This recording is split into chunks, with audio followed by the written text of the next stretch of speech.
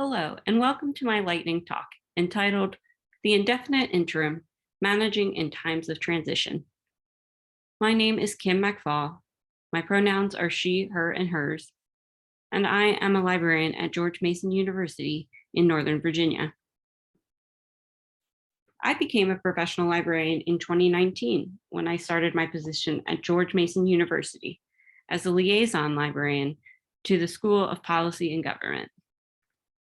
Since 2021, I have served as the interim head of the Arlington Branch Campus Library and as interim team lead for the social sciences librarians.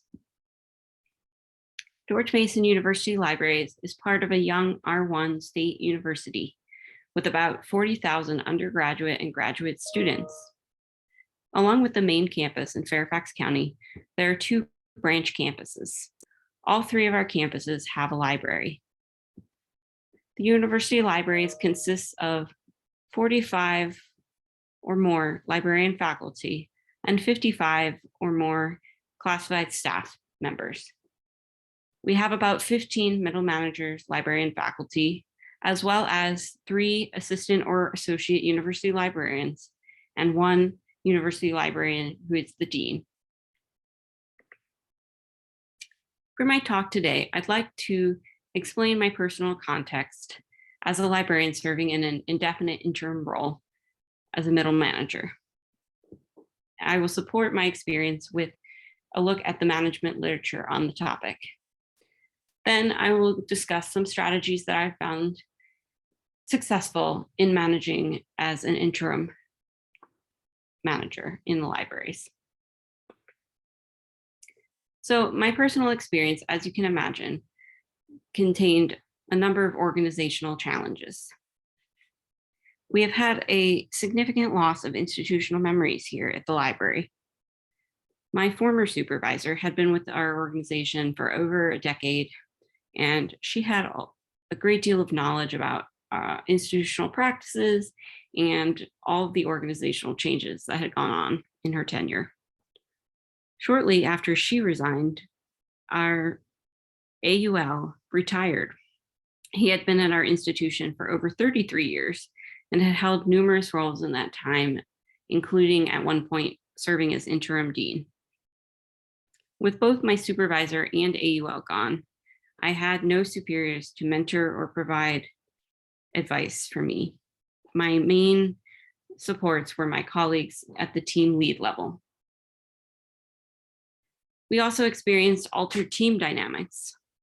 Our social sciences team had 5 librarian faculty and a classified staff member whose work is to liaise with and support various social sciences disciplines on multiple campuses.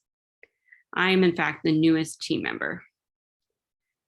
Because the team is spread across multiple campuses and largely at faculty level, we experience a great deal of autonomy. Becoming the team lead and supervisor was a decision made by the dean and my predecessor, but was not a transparent decision made with the entire team. In fact, one of my first tasks was to complete performance evaluations for my colleagues who had not been in under my management for the last fiscal year.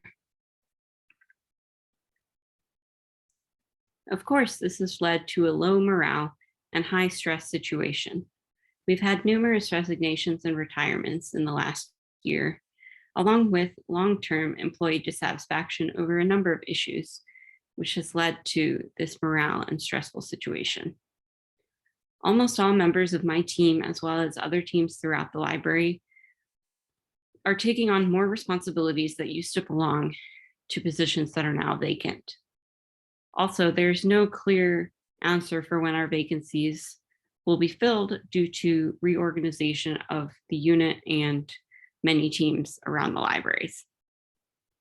For me personally, the challenge of juggling dual roles remains difficult, as I am the departmental liaison to over 2,000 students and faculty on 2 campuses with reference, instruction, outreach, and collection duties.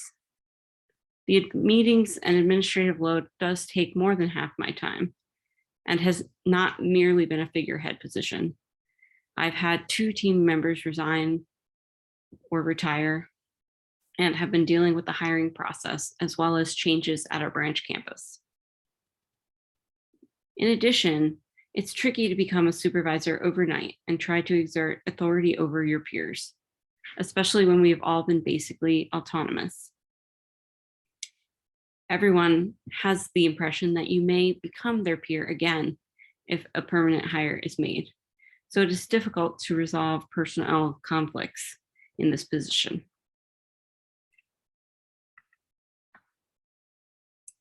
The literature on private sector management indicates that there are extensive HR processes and recruitment standards in place, especially at the executive level, for dealing with interim positions.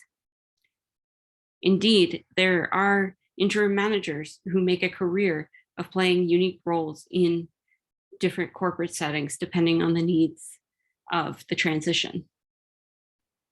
The closest parallel I found was within the nursing profession, where many bedside nurses have been asked to take on supervisory roles in administrative settings while they wait for a permanent supervisor to be hired. In the library specifically, there's more literature written about the roles of interim deans who mainly have caretaker status while the university administration makes the necessary decisions and searches to hire a permanent role. There is much less published on the role of it being an interim middle manager. In fact, I found only one article that closely related to my personal experience, and that is by Susan Weingart, and it's almost 2 decades old. But I concur with her assessment that to lay the groundwork for successful managerial appointments, the library and interim must set goals that are attainable and measurable, establish authority, maintain regular communication, and evaluate outcomes. Weingart has made these assessments based on her personal experience after the fact. But when in the role of an indefinite interim, I have found you need additional strategies to cope with the situation. For me, myself, this has meant finding a support network, including professional colleagues, my fellow team leads and managers, to commiserate with and provide that institutional memory that is otherwise lacking when dealing with issues that have been pre-existing my stay at the university. But if your organization is toxic or unsafe, you may need to look outside for mentors or colleagues within a broader library network if possible. Remember to live your life, to turn off your email and disconnect on nights and weekends, or whatever is your off time to prevent personal burnout. After all, we aren't emergency essential workers, and we're certainly not compensated as such. As far as strategies for helping your team cope with the interim situation, I have found it necessary to set a good example by managing expectations in light of this increased workload. I can't do everything and be everywhere at all times. For my team members, I've found it necessary to focus on their individual goals. While I may not be their permanent supervisor, I do not want their careers to be hampered by the interim position. So I work to support their professional development and personal goals in the interim. Also, it's good to prioritize the minimum necessary activities by working together as a team to find what is mission critical work and postpone everything else until such time as you are better staffed and resourced. Ultimately, the main strategy that will work is advocating for a permanent hire. Reiterate to your administration the need to move beyond these interim arrangements.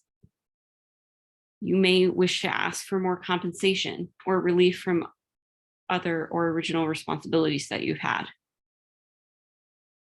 I suggest that you look elsewhere if you find your administration is unwilling to act, because doing multiple jobs is unsustainable and untenable in the long term.